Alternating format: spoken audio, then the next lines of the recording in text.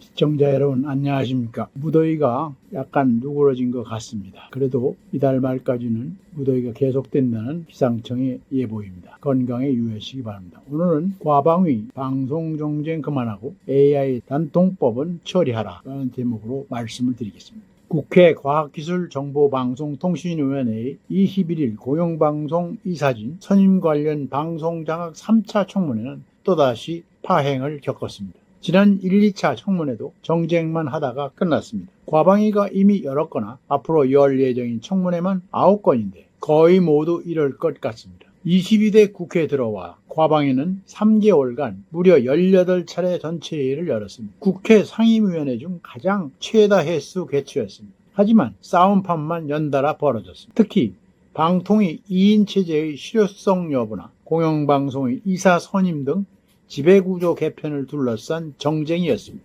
대화와 협치라고는 눈 씻고 볼 수 없는 상임위였습니다. 3개월간 18차 전체 회의 총 시간은 112시간 46분이었습니다. 그 많은 시간을 투자해 처리된 법안은 고작 4개였습니다. 그런데 그 4개는 이른바 방송사법, 즉 대통령에 의해서 제2요구권, 거부권에 막혀 수포가 됐던 것입니다. 그러니 합의 처리된 법안은 당연히 하나도 없었습니다. 결국 성과 제로였습니다. 문제는 과방위가 방송장악 대방송 정성화 공방에 매몰되면서 피해는 엉뚱하게도 다른 곳에서 입는다는 것입니다. 하루가 급한 과학기술 관련 법안의 심의와 처리가 현저히 예면당하고 있는 것입니다. 개원 후에 21일까지 114건의 법안이 과방위에 계류됐으나 방송사법을 제외하고는 단 한 건도 논의되지 못했습니다. 특히 미래의 먹거리인 AI 즉 인공지능 기본법이라든가 소프트웨어 지능법, 전기통신사업법 등 과학기술 산업 육성에 필수적인 법안이 과방위 문턱에 걸려 잠자고 있습니다.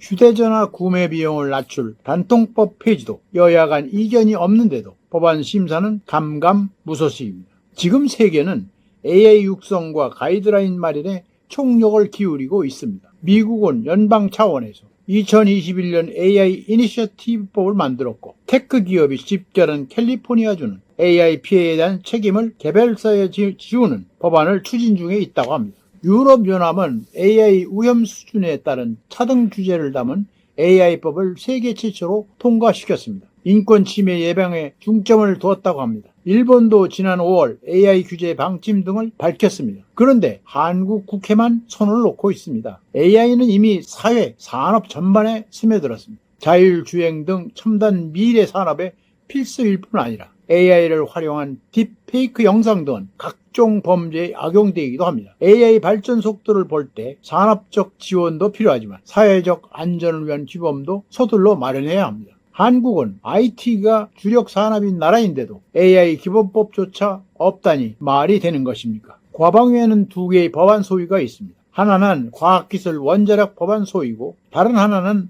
정보통신방송법안 소위입니다. 둘 다 한 번도 열리지 않았습니다. 통상 소위에서 법안을 깊이 있게 논의한 뒤 전체 회의에서 최종 결정해야 하는데 연불보다 대법에만 관심이 있어서 그런지 전체 회의만 뺑뺑 돌리고 있습니다. 22대 국회에서 다른 상임위도 여야 간 충돌은 컸습니다. 하지만 유독 과방위가 다른 상임위에 비해 충돌이 심했습니다. 과방위가 공영방송만을 다루면서 끝모를 충돌을 이어가자 아예 과학 분야와 방송 분야를 분리하자는 주장이 제기되고 있습니다. 과방위는 싸움질 하느라고 여태 소관기관 업무 보고도 받지 못했다고 합니다. 이래가지고 어떻게 과방위를 제대로 운영하겠습니까? 이재명 민주당 대표는 당대표에 취임한 후에 AI 시대를 대비한 기본사회 비전을 강조했습니다. 그런데 민주당이 장악한 과방위는 AI 기본법을 포함해서 과학기술관련법은 팽개쳐놓고 방송사법에만 매달리고 있습니다. 청문회 정쟁을 하더라도 별개로 AI 기본법이라든가 망무임승차 방지법, 플랫폼 자율규제,